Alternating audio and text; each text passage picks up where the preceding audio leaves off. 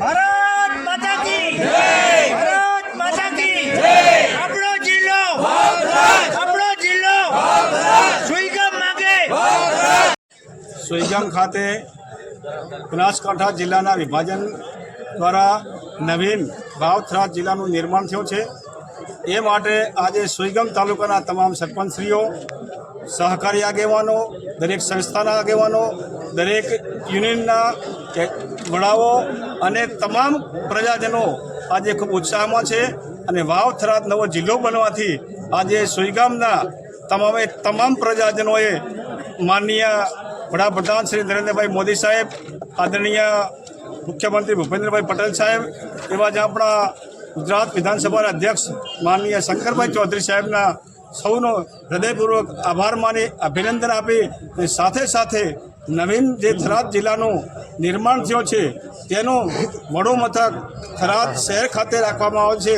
તેના સમર્થનમાં તમામ પ્રજાજનો અને તમામ રાજકીય અને સામાજિક અને સહકારી આગેવાનોને સમર્થન આપે છે અને અમે પણ દરેક મિત્રોને વિનંતી કરીએ છીએ કે અમારો તાલુકો બૃહદ જિલ્લો હતો ત્યારે અહીંથી લગભગ 150 કિલોમીટરનું અંતર થતું અને અત્યારે નવીન જિલ્લો બનવાથી લગભગ 45 થી 50 કિલોમીટરના અંતરે દરેકને લોકોને લાભ મળી શકે છે। માટે આ જિલ્લાનું નિર્માણ થવાથી આ વિસ્તાર જે પછાત વિસ્તારના વિકાસ માટે અને આ વિસ્તારની સમૃદ્ધિ માટે નવીન જિલ્લો બનવાથી ખૂબ લોકોનો લાભ થશે અને સાથે સાથે આ વિસ્તારનો ખૂબ વિકાસ થશે। આ વિસ્તાર આંતરરાષ્ટ્રીય અને આંતરરાજ્ય જિલ્લો બનશે ત્યારે આ વિસ્તારની અંદર બહોળા પ્રમાણમાં ગ્રાન્ટો આવશે અને આ વિસ્તાર તમામ પ્રજાજનો, તમામ આગેવાનો, તમામ સરપંચો, તમામ યુનિયન સાથે સુઈગામના તમામ તાલુકાના વેપારી યુનિયનો સાથે આજે જે નવીન જિલ્લો બન્યો છે સમર્થનમાં આજે આવે અને પ્રાંત સાહેબશ્રીને પત્ર પાઠવ્યો છે। સાથે સાથે સમર્થન મુખ્યમંત્રી સુધી પહોંચે અને અમારો તાલુકો વિસ્તાર હતો, આ વિસ્તાર વિકાસથી વંચિત હતો, એ વિસ્તારનો વિકાસ થશે। અમારા લોકપ્રિય નેતા વિસ્તારના ધારાસભ્ય બન્યા અને આ સુઈગામને પ્રાંત ઓફિસ આપી, કોલેજ આપી, આખો તાલુકો સુઈગામ તાલુકો અને અહીંથી આખે કાંકરેજ કે ભાજપ કોટાઉજોડી પડદા છે અને બધા એક તનમન થઈ અને નજીક વહીવટને ભાગે થરાદ જિલ્લો આવે છે। આજે બનાસકાંઠા જિલ્લાના વિભાજન બાદ સુઈગામ ખાતે બહોળી સંખ્યામાં સમગ્ર દરેક જ્ઞાતિ સમાજના આગેવાનો દ્વારા બહોળી સંખ્યામાં વાવ-થરાદ જિલ્લાના સમર્થનમાં જે રેલી ગાડી અને પ્રાંત સાહેબને જે સમર્થન પત્ર આપવામાં આવ્યું અને જે બહોળી સંખ્યામાં સુઈગામ તાલુકાના સમર્થનમાં અમે છીએ। તમામ બે ગામ મસાલી માધપુરા અને આખો સુઈગામ તાલુકો એના ટોટલ જ્ઞાતિઓ અને તમામ પક્ષના માણસો એના સમર્થનમાં છે। મુખ્યમંત્રી શ્રી, વડાપ્રધાનશ્રી તથા અધ્યક્ષશ્રીનો ખૂબ આભાર માનીએ।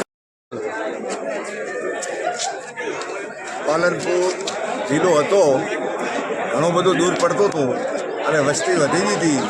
એના કારણે મોદી સરકારે અને આપણા મુખ્યમંત્રી ભૂપેન્દ્રભાઈની સરકારે અને આપણા એક નવયુવાન અને જોધા બરાબર કે કોઈ પ્રજાને તકલીફ ન પડે એના માટે શંકરભાઈ ચૌધરી અમારા ગુજરાતના અધ્યક્ષ, ડેરીના ચેરમેન અને પૂર્વ મંત્રી જ્યારે અમારા સુઈગામમાં ધારાસભ્ય હતા ત્યારે નડાબેટમાં ટુરિઝમ બનાવ્યું ત્યારે એમ કહેતા હતા ટુરિઝમ શું કામ આવશે।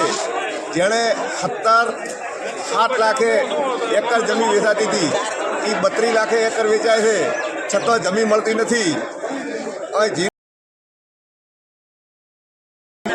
અને જાય અને અત્યારે થરાદ જિલ્લો બનાવ્યો એના માટે અમે ખૂબ ખુશખુશાલ છો। દરેક પ્રજા, દરેક તાલુકા અને આ જિલ્લાની તમામ પ્રજા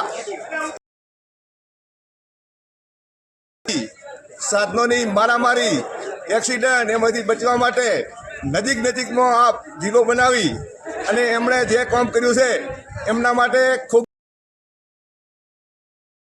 અને દિલ્હી સરકાર કેન્દ્ર સરકારનો અને જે આ વસ્તી છે એની આખી વસ્તી અત્યારે ખુશખુશાલ છે અને ખૂબ કોઈને એવું લાગતું હોય તો કોઈ સરકારે એમ નથી કીધી કે અહીં રહો. એ સરકારને જે કરવું છે એ કરશે અને સારું થશે. ભાઈ જયપાલ, જિલ્લા કોંગ્રેસ મહામંત્રી. આજરોજ અમે કોંગ્રેસ પાર્ટીના તમામ સમાજના આગેવાનો વાવથરા જિલ્લાના સમર્થનમાં સરકારને અમારો ટેકો જાહેર કરીએ છીએ તથા વાવથરાજને અંતરિયાળ વિસ્તારને જે એક બાજુ પાકિસ્તાનની આંતરરાષ્ટ્રીય બોર્ડર લાગે અને બીજી બાજુ રાજસ્થાન રાજ્યની બોર્ડર લાગે એવા વાવથરાજને રૂરલ એન્ડ બોર્ડર એરિયાને જિલ્લા તરીકે પસંદ કરી રમેશભાઈ જાખેસરા, પ્રદેશ ઉપાધ્યક્ષ એસસી મોરચો, ગુજરાત રાજ્ય. આજ રોજ સોઈગામ ખાતે સોઈગામ તાલુકાના વિવિધ સહકારી મંડળીઓ, સેવા સહકારી મંડળીઓ, ગ્રામ પંચાયતોના સરપંચશ્રીઓ, મુખ્ય આગેવાનો જે જિલ્લાના છે, તાલુકાના છે, એ તમામ આગેવાનો આજે અહીંયા પ્રાંત કચેરી ખાતે જિલ્લાના સમર્થનમાં આવેદનપત્ર આપવા માટે આવ્યા હતા. આ તકે હું દેશના યશસ્વી વડાપ્રધાન શ્રી નરેન્દ્રભાઈ મોદી સાહેબ, ભૂપેન્દ્રભાઈ પટેલ સાહેબનો અને ગુજરાત રાજ્યના વિધાનસભાના અધ્યક્ષ અને આપણા સૌના નેતા શંકરભાઈ સાહેબનો ખૂબ ખૂબ આભાર માનીશ કે આપણને